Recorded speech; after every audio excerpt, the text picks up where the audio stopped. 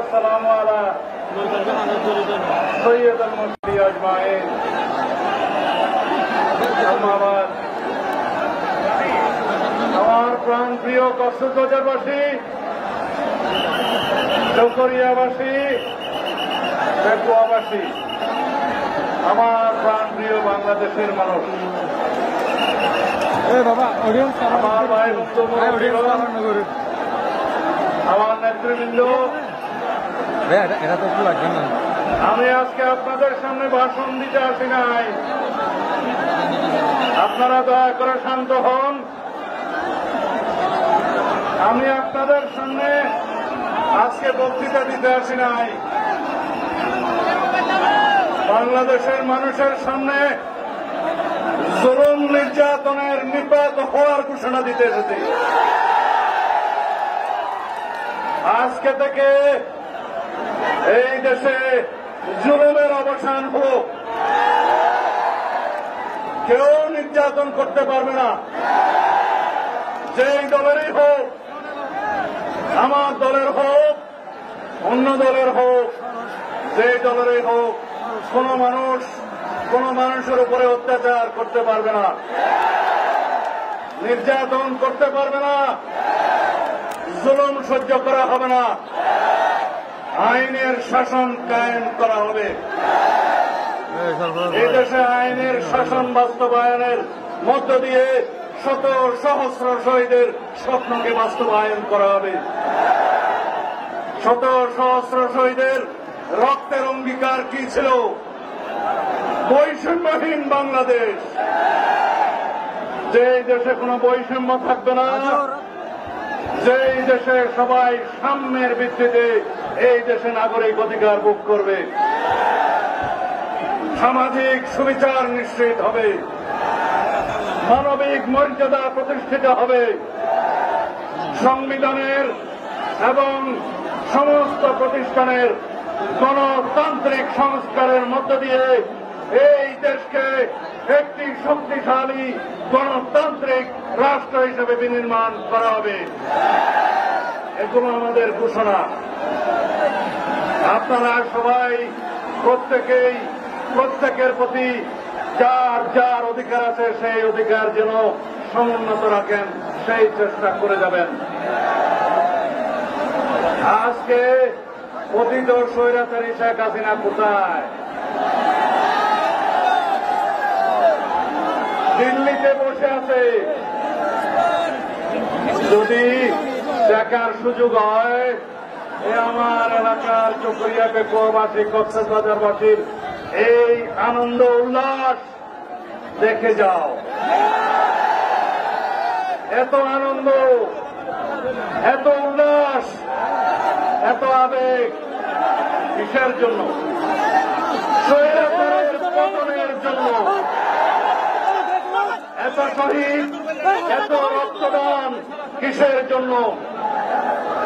প্রকৃত স্বাধীন সার্বভৌম গণতান্ত্রিক রাষ্ট্র বিনির্মাণের জন্য।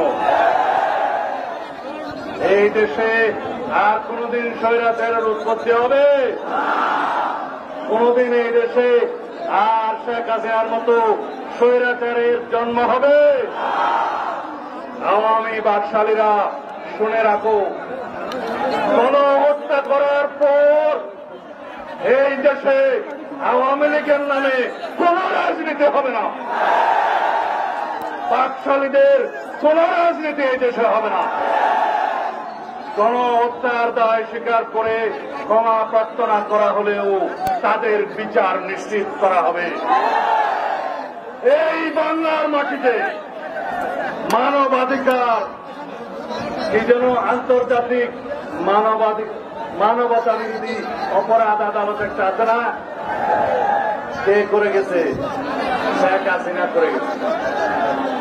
ওই আদালতে শেখ হাসিনা এবং তার ফেসিবাদের সকল দোষীদের বিচার করা হবে ইনশাআল্লাহ।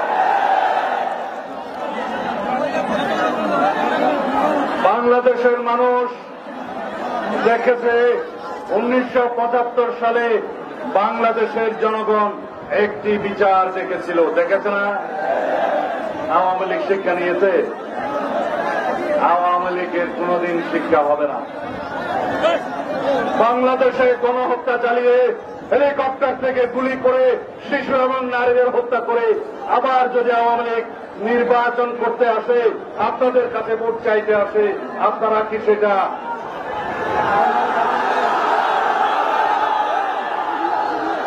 বাংলাদেশের জনগণ সেটা হতে দেবে না। এই দেশে গণহত্যাকারীদের কোন জায়গা হবে না। যারা সংবিধানকে কাটছাট করে আওয়ামী লীগের গঠনতন্ত্রে পরিণত করেছে, সেই সংবিধানকে আমরা জনগণের জন্য গণতান্ত্রিক সংবিধান বানাবো ইনশাআল্লাহ। আজকে কয়েকটা কথা আমাকে ওয়াদা দিতে হবে। আপনারা সবাই বাংলাদেশের মানুষ, বাংলাদেশের নাগরিক, বাংলাদেশী পরিচয়ে আপনারা বাংলাদেশে বসবাস করবেন। আমরা কেউ হিন্দু, মুসলমান, বৌদ্ধ, খ্রিস্টান কাউকে ভেদাভেদ করব না। সবাই এদেশের নাগরিক, সবাই যার যার ধর্ম পালন করবে, কিন্তু এই দেশে কোনো কেউ সংখ্যালঘু হবে না। সবাই বাংলাদেশী নাগরিক হবে, সবার সমান অধিকার থাকবে, বৈষম্যমূলক কোন চাকরি নিতে এই দেশে থাকবে না। আমরা সবাই বাংলাদেশী, আমরা সবাই রাজা এই বাংলাদেশের, মুক্ত গণতান্ত্রিক বাংলাদেশে, স্বাধীন বাংলাদেশে আমরা সবাই স্বাধীনভাবে মুক্তভাবে আমাদের সকল অধিকারকে সংরক্ষণ করব। বন্ধুগণ, আমাদের বিজয় এখনো চূড়ান্তভাবে অর্জিত হয় নাই। সেই দিন আমরা চূড়ান্ত বিজয় অর্জন করব যেই দিন এই দেশে গণতান্ত্রিক প্রক্রিয়ায় নির্বাচনের মধ্য দিয়ে একটি রাজনৈতিক সরকার প্রতিষ্ঠা হবে। সেই দিন আমাদের চূড়ান্ত বিজয় হবে। আন্তর্জাতিক ষড়যন্ত্র চালু আছে, অভ্যন্তরীণ ষড়যন্ত্র চালু আছে। কিছু কিছু পতিত স্বৈরাচারের দূষররা এখনো বাংলাদেশের অভ্যন্তরীণ বিষয়ে হস্তক্ষেপ করার চিন্তা করছে। হুঁশিয়ার করে দিতে চাই, শেখ হাসিনা যদি দিল্লিতে বসে ষড়যন্ত্র করে, তাকে ওখান থেকে টেনে হেঁচড়ে নিয়ে এসে বিচার করা হবে, আন্তর্জাতিক আদালতে বিচার করা হবে। তার কিছু দূষররা সমস্ত বাংলাদেশে কোথাও এমপি, কোথাও উপজেলা চেয়ারম্যান, কোথাও চোরা চামুন্ডা কিছু আছে না? বাংলাদেশের জনগণ কাউকে ক্ষমা করে নাই। প্রত্যেকটা গুলির হিসাব নেওয়া হবে, শহীদের রক্তের প্রতিটি ফোঁটার হিসাব নেওয়া হবে। যারা বাংলাদেশের জনগণের উপরে গুলি চালিয়েছে, যারা নির্বাচনে নির্বিচারে গণহত্যা চালিয়েছে, যারা দায়ী এবং তাদের দোষরদের প্রত্যেককে বিচারের কাঠগড়ায় যারা করা হবে ইনশাআল্লাহ। আমি আপনাদের কাছে আহ্বান জানাই, আপনারা কেউই আইন হাতে তুলে নেবেন না, তাকে আইনের হাতে সুপর্দ করুন। বিচার হবে, সুষ্ঠু প্রক্রিয়ায় তার সাজা নিশ্চিত করা হবে ইনশাআল্লাহ। আমি সরকারি কর্মকর্তা, কর্মচারী, পুলিশ ভাই বন্ধু যারা আছেন, গণপ্রজাতন্ত্রী বাংলাদেশের যারা সরকারি কর্মচারী হিসাবে আছেন, সবার কাছে অনুরোধ জানাই, আপনারা যা স্বৈরাচারের দোষর হিসেবে ভূমিকা পালন করেছেন, আমরা আপনাদেরকে ক্ষমা করে দিয়েছি। জনগণের বন্ধু হিসেবে আপনারা দায়িত্ব পালন করবেন, আমরা আপনাদেরকে সহযোগিতা করব। অতীতের মতো এই দেশে কোন দুঃশাসকের সহযোগী আপনারা হবেন না। কিন্তু যদি আপনারা আমাদের এই ক্ষমা সুন্দর দৃষ্টিকে দুর্বলতা মনে করেন, তাহলে বলতে চাই, জনগণ আপনাদের বিচার করবে। যে সমস্ত বিচারপতিরা, জাস্টিস খায়রুল হক, জাস্টিস কালো মানিক, কি অবস্থা হয়েছে? এই বিচারপতিদের বিচার করবে যে জনতা, আজ জেগেছে সেই জনতা। সুতরাং বিচার বিভাগে আমরা সংস্কার সাধন করব, আমরা প্রশাসনের প্রতিটি ক্ষেত্রে প্রয়োজনীয় সংস্কার সাধন করব, সমস্ত সাংবিধানিক প্রতিষ্ঠানে প্রয়োজনীয় গণতান্ত্রিক সংস্কার করা হবে, সমস্ত স্ট্যাটিউটরি অর্গানাইজেশনের সংস্কার সাধন করা হবে। এই দেশের প্রত্যেকটি ক্ষেত্রে শেখ হাসিনা এবং তার স্বৈরাচারী দূষররা যেভাবে এই রাষ্ট্রের সমস্ত অঙ্গ বিনষ্ট করে দিয়েছে, সেই অঙ্গগুলোকে সুন্দরভাবে গণতান্ত্রিক চেহারা দিয়ে এই দেশের মানুষের জন্য সুশাসন, আইনের শাসন নিশ্চিত করা হবে ইনশাআল্লাহ। আমরা আগামীতে আপনাদেরকে বলতে চাই, আপনারা আন্দোলন অব্যাহত রাখবেন, রাজপথে আপনাদের কণ্ঠ উচ্চারিত হতে থাকবে, আপনাদের অধিকার যাতে কেউ ছিনিয়ে না নিতে পারে সেই জন্য আপনারা সবসময় সোচ্চার থাকবেন। ভবিষ্যতের সরকারও যাতে স্বৈরাচারী না হয়ে উঠতে পারে সেই জন্য আপনারা আপনাদের অধিকারের বিষয়ে সবসময় সোচ্চার থাকবেন। সুতরাং জনগণ আন্দোলন অব্যাহত থাকবে, জনগণের রাজপথের আন্দোলন অব্যাহত রাখতে হবে, এই জন্য যে এখনো আওয়ামী বাকশালীদের ষড়যন্ত্র শেষ হয় নাই। আপনাদের আহ্বান জানাই সকল সময়ে সেই সমস্ত ষড়যন্ত্রকে বিনষ্ট করার জন্য প্রতি মুহূর্তে আপনারা সজাগ থাকবেন। যেই দিন গণতান্ত্রিক প্রক্রিয়ার মধ্য দিয়ে জনগণের নির্বাচিত একটি সরকার সংসদে বসবে, সেদিন আমাদের প্রাথমিক বিজয় হবে। জনগণের অধিকার যাতে আমরা সমুন্নত রাখতে পারি, সেজন্য যাতে আমরা সবসময় সংগ্রামে লিপ্ত থাকতে পারি, সেজন্য আমাদেরকে প্রস্তুত থাকতে হবে।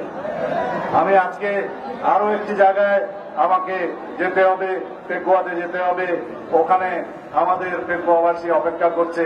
আপনারা যদি অনুমতি দেন আমি আপনাদের অনুমতি নিয়ে রওনা হতে পারি। দেখা হবে ইনশাআল্লাহ। আমি আজকে জীবিত, আমি আপনাদের সামনে আজকে জীবিত থেকে কথা বলছি। আমি জীবনে চিন্তা করি নাই আমি বেঁচে থাকবো। আমার দুইটি কথা শুনেন ভাই বন্ধুগণ, আমার দুটি কথা শুনেন। আমি যখন শেখ হাসিনার মৃত্যু কোপে অন্ধকার গুহায় প্রতি মুহূর্তে মৃত্যুর প্রহর গুনছিলাম, তখন আমার হৃদয়ে ছিল এই চেকরিয়াতে গোয়াবাসী। আমি জানতাম আপনারা আল্লাহর দরবার দু হাত তুলে আমার জন্য দোয়া করছেন। আমি যখন বলতাম আমার লাশ দয়া করে আমার পরিবারের হাতে তুলে দিবেন, কোনো জবাব পেতাম না। যদি আমার মৃত্যু হতো ওখানে, যদি তারা আমাকে হত্যা করত, তাহলে হয়তো আমি আপনাদের সামনে আজকে দাঁড়াতে পারতাম না। আল্লাহ রাব্বুল আলামিনের ফয়সালা উত্তম ফয়সালা। আল্লাহর দরবারে অশ্রু সজল নয়নে প্রার্থনা করতাম, ইয়া আল্লাহ, তুমি কি আমার কবর আমার ওয়ারিসদেরকে দেখাবে না? আমার কি বাংলাদেশের মাটিতে জানাজা হবে না? আল্লাহ রাব্বুল আলামিন কবুল করেছেন আপনাদের দোয়ায়। আল্লাহ রাব্বুল আলামিন আমার জীবন ফিরিয়ে দিয়েছেন, মৃত্যু কূপ থেকে আমাকে আজকে আপনাদের সামনে দাঁড়া করে দিয়েছেন। আমি অপরন্ত শুকরিয়া আদায় করছি আল্লাহর দরবারে। সুতরাং আরো অনেক কাজ বাকি আছে, আল্লাহর হুকুম আছে। আল্লাহ আমাকে জিন্দা রেখেছে বাংলাদেশের মানুষের সেবার জন্য, আরো অনেক কাজ বাকি আছে। আপনারা দোয়া করবেন। দেখা হবে আপনাদের সাথে। আল্লাহ হাফেজ। বাংলাদেশ জিন্দাবাদ। নসরুম মিনাল্লাহ ওয়া ফাতহুল করিম। বাংলাদেশ জাতীয়তাবাদী দল জিন্দাবাদ। শহীদ জিয়া মরহুম বেগম খালেদা